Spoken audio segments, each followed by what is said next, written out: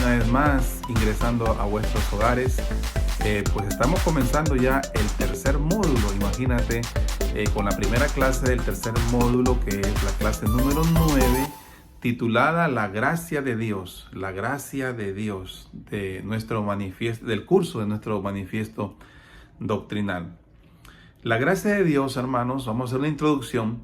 Es uno de los temas más sublimes de toda la Escritura.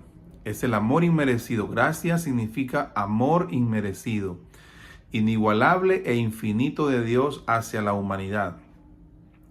A través de ella, a través de la gracia, el pecador es perdonado, justificado, santificado, lo vimos en el video anterior, y glorificado. Y hoy queremos estudiar 10 aspectos de la gracia de Dios. Así que no se te olvide, hermano, que cuando alguien te pregunte ¿qué es la gracia de Dios? Usted va a decir, es el regalo inmerecido.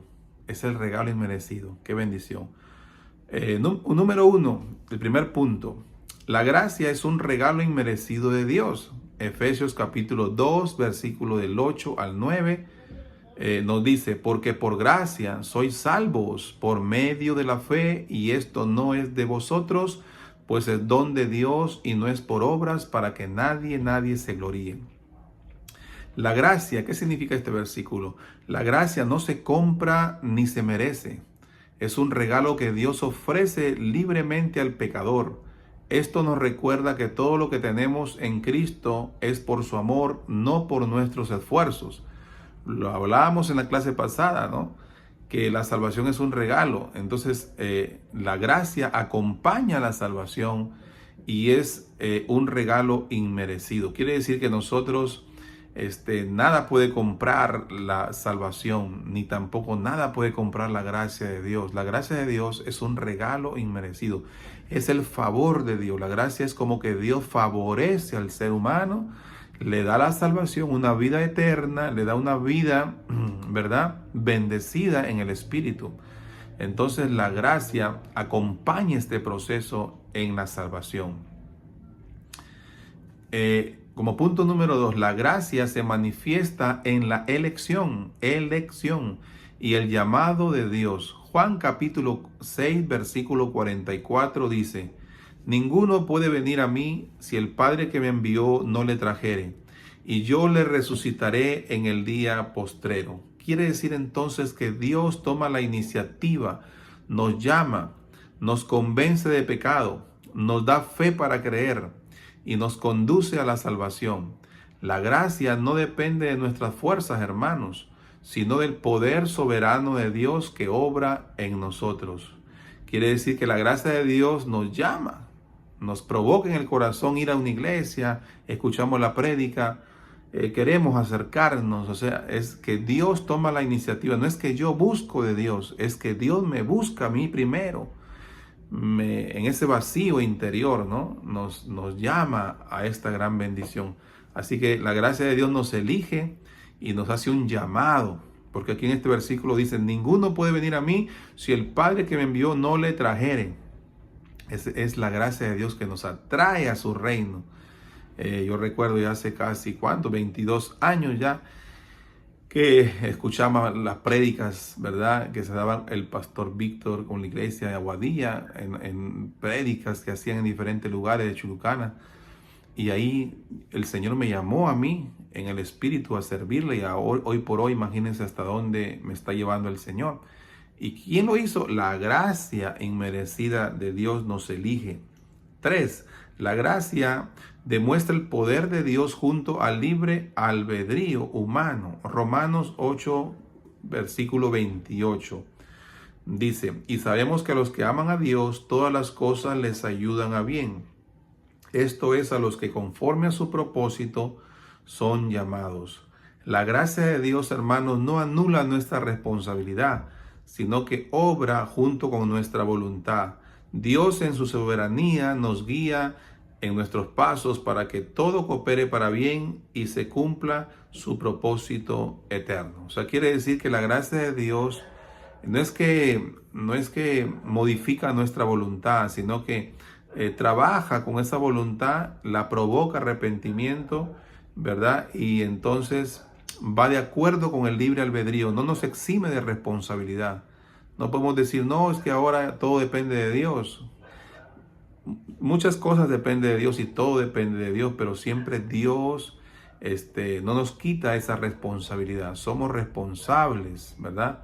Hay una frase que dice, ayúdate que yo te ayudaré, ¿verdad? Entonces, bien importante eso. Aunque Dios con su gracia provoque en nosotros una conversión, pero no nos quita la responsabilidad, no anule esa responsabilidad, sino que caminan juntas. La gracia de Dios y la voluntad humana caminan juntas, ¿verdad? Y guía nuestros pasos para que todo coopere para bien. Por eso que dice, y los que sabemos que a los que aman a Dios, todas las cosas les ayudan a bien. Esto es, a los que conforme a su propósito son llamados. Qué bendición, ¿no? Qué bendición. Que somos parte, también somos responsables de poder avanzar con esa gracia de Dios en nuestra vida. Qué maravilloso. Punto 4. La gracia excluye la jactancia y produce humildad. Santiago, la carta a Santiago, capítulo 4, versículo 6 dice, pero Él da mayor gracia. Por esto dice, Dios resiste a los soberbios y da gracia a los humildes. La gracia no da lugar al orgullo. El que entiende la gracia sabe que todo lo que tiene viene de Dios. Y eso lo lleva a vivir en humildad, reconociendo su dependencia constante del Señor. Quiere decir que la gracia de Dios excluye la jactancia, ¿no? Todo lo que tenemos viene del Señor. Nosotros somos responsables en esa vida espiritual, ¿verdad? No podemos comprar la salvación, no podemos comprar la vida eterna, no podemos comprar. Es la gracia de Dios inmerecida. Por eso que la gracia nos excluye de jactancia y produce en nosotros humildad. Bendito el nombre de Jesús. Muy importante, la humildad en Cristo. Se da cuenta, entonces dice que la gracia, ¿no? Dios resiste a los soberbios y da gracia a los humildes. La humildad ¿qué significa humildad? Pues depender de Dios, entender que Dios es quien me bendice, entender que Dios es real, que muchas cosas, y por qué no decirlo, todo viene de Dios. Aunque nosotros hacemos unas cosas, pero todo, Dios abre esas puertas para ser bendecidos. Así que es muy importante entender, saber que nosotros somos limitados, hay cosas que no podemos hacer, pero Dios sí puede ayudarnos en eso. Así que debemos estar libres de jactancia, sino que debemos ser humildes para saber que Dios es bueno, poderoso y que Él nos va a ayudar. Bendito y bendito es el nombre del Señor. Punto 5. La gracia garantiza la perseverancia del creyente. Romanos capítulo 8, versículo 38 al 39 dice, por lo cual estoy seguro de que ni la muerte ni la vida, ni ángeles ni principados, ni potestades, nos podrá separar del amor de Dios que es en Cristo Jesús, Señor nuestro. Quiere decir que la gracia de Dios sostiene al creyente hasta el fin. Aunque podamos tropezar o fallar, la gracia de Dios nos guarda y nos asegura que nada podrá separarnos de su amor. Qué bendición, ¿no? Saber que la gracia de Dios recibida en la salvación me ayuda a perseverar hasta el final, ¿no? Tropezamos, nos desanimamos, fallamos muchas veces, pero esa gracia nos vuelve a amar y seguimos caminando. Es como un niño, ¿no? Cuando uno le enseña a caminar. Un pequeñito se cae, el papá vuelta lo levanta para que siga caminando. Se cae vuelta, el papá vuelta lo levanta para que siga caminando. Esa es la gracia de Dios. Y de manera que ese niño aprenda a caminar. Igual, la gracia de Dios quiere llevarnos en nuestra vida, nos sostiene, nos ayuda hasta perseverar hasta el fin, ¿verdad? Estar de la mano siempre con el Señor Jesucristo. Así que la gracia del Señor es una garantía de perseverancia del creyente, ¿no? De la persona convertida. Punto 6. La gracia obra incluso en medio de nuestras debilidades, imagínense. Segunda de Corintios capítulo 12, versículo 9. Y me ha dicho, bástate mi gracia porque mi poder se perfecciona en la debilidad. ¿Qué significa esto? La gracia de Dios se perfecciona en nuestras limitaciones. Cuando reconocemos nuestra fragilidad, hermanos, su poder se hace evidente. La gracia nos recuerda que no dependemos de nuestra fuerza, sino de su ayuda constante. Quiere decir entonces que el Señor, ¿verdad?, perfecciona nuestras limitaciones. Este pasaje lo habló el apóstol Pablo. Dios trabajó en las debilidades del apóstol Pablo por medio de su gracia, ¿no? La gracia del Señor trabaja con las limitaciones humanas. No es que nosotros vamos a ser perfectos en hacer unas cosas, sino que la gracia de Dios trabaja aún con nuestras debilidades. Esa es la gracia del Señor. Bástate mi gracia porque mi poder se perfecciona en tu debilidad, ¿no? Entonces no dependemos de nuestras fuerzas, sino de la ayuda constante de Dios para mantenernos fieles, sirviendo al Señor y siendo adoradores del Señor hasta el fin de nuestros días. Qué bendición. Saber que cuando soy débil, soy fuerte. Lo que significa que cuando nos sintamos que le fallamos al Señor, que hemos tropezado, su gracia nos va a sostener y su gracia nos va a levantar, amado hermano. Así que siempre invoquemos esa gracia del Señor en nuestra vida. Punto 7. La gracia transforma al creyente en santidad. Tito capítulo 2, versículo del 11 al 12 dice: porque la gracia de Dios se ha manifestado para salvación en todos los hombres, enseñándonos que renunciando a la impiedad y a los deseos mundanos, vivamos en este siglo sobria, justa y piadosamente. ¿Qué significa esto? Que la gracia no es una licencia para pecar, sino poder para vivir en santidad, que significa separados del Señor, separados del mundo. La gracia del Señor nos ayuda a decirle no al pecado. A veces viene la tentación, el enemigo quiere tentarnos con alguna situación y la gracia de Dios nos dice que por medio del Espíritu Santo nos dice, ¿verdad? Nos ayuda a decirle no al pecado y sí a Dios, ¿verdad? Así que la gracia transforma la vida del creyente, ¿no? La transforma de adentro hacia afuera. Punto número 8. La gracia produce gratitud y adoración. Primera de Tesalonicenses, capítulo 5, versículos 16 al 18, dice: Estad siempre gozosos, orad sin cesar, dad gracias en todo, porque esta es la voluntad de Dios para con vosotros en Cristo Jesús. Esto significa que el creyente que entiende la gracia vive agradecido. Todo lo que hacemos debe fluir de un corazón lleno de gratitud hacia Dios, porque cada día es un regalo inmerecido. Quiere decir entonces, nosotros no vamos a la iglesia o no vamos a las misiones o no predicamos buscando nuestra salvación, porque ya tenemos la salvación. Nosotros lo que hacemos es que, como estamos agradecidos de ese amor inmerecido de Dios, congregamos, predicamos, servimos, vamos a las misiones, invitamos a alguien a la iglesia. Es por agradecimiento es que vamos, porque la salvación ya la tenemos, ¿verdad? Porque es un regalo.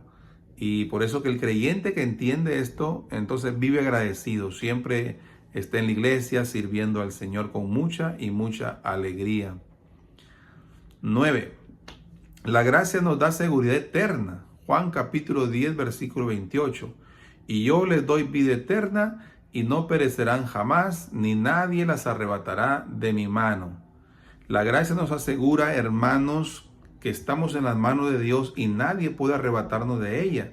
Esta seguridad no nos lleva a descuidarnos, sino a vivir confiados en su amor eterno.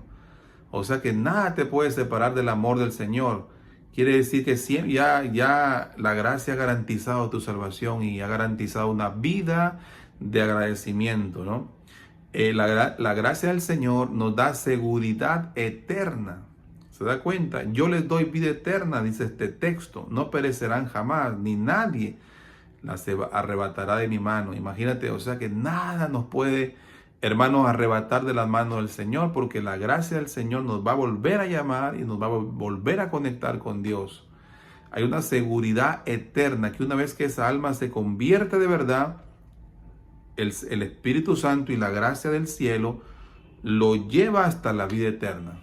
Es la seguridad eterna. Así que debemos vivir no con miedo, sino con responsabilidad, alejados de las cosas equivocadas, vivir conforme a Dios y vivir sobre todo agradecidos, apoyando siempre la obra del Señor. Así que, hermanos, la gracia nos da seguridad eterna. Punto 10. La gracia nos reta a apreciarla y a vivir en ella. Primera de Tesalonicenses 5, 16 y 18, que ya lo hemos leído. Estén siempre gozosos, oren sin cesar, den gracias en todo, porque esta es la voluntad de Dios para con vosotros en Cristo Jesús. El llamado final es que nosotros como creyentes debemos apreciar la gracia y disfrutarla plenamente. No debemos vivir una vida de queja, indiferencia, sino conscientes de que todo lo que somos y todo lo que tenemos es por la gracia de Dios. Esto nos lleva a vivir con alegría, con oración y agradecimiento, ¿no? La gracia nos reta a nosotros a ser agradecidos. Y el Señor ha sido bueno con nosotros, nos ha salvado, nos ha perdonado, nos provee lo necesario. Nosotros debemos ser responsables de esa gracia de Dios, no vivir con indiferencia, sino disfrutarla plenamente en nuestra vida personal, en tu familia, en la iglesia, haciendo las cosas para el Señor, aún en tu trabajo, siendo luz en medio de esas grandes tinieblas. Hermanos, como una conclusión final, dice: la gracia de Dios es más que un concepto, es una realidad viva que transforma al creyente. Es el amor inmerecido de Dios que nos salva, nos sostiene, nos cambia y nos lleva, imagínate, a la eternidad. Hoy podemos descansar seguros porque su gracia es suficiente y eterna. Qué bendición saber que la gracia de Dios nos garantiza la salvación. La gracia de Dios nos ayuda a vivir pegados al corazón de Dios. Quiere decir, hermanos, entonces, que eso es la gracia de Dios. Es un regalo inmerecido de parte de Dios. Así que tú cuentas ya con la gracia de Dios. Desde que estás viendo este video, es por la gracia de Dios que está llegando a ti para que puedas conocer más el corazón de Dios, para conocer más la palabra de Dios que nos ayuda y nos fortalece. Que Dios te bendiga. Con nosotros será hasta otra oportunidad.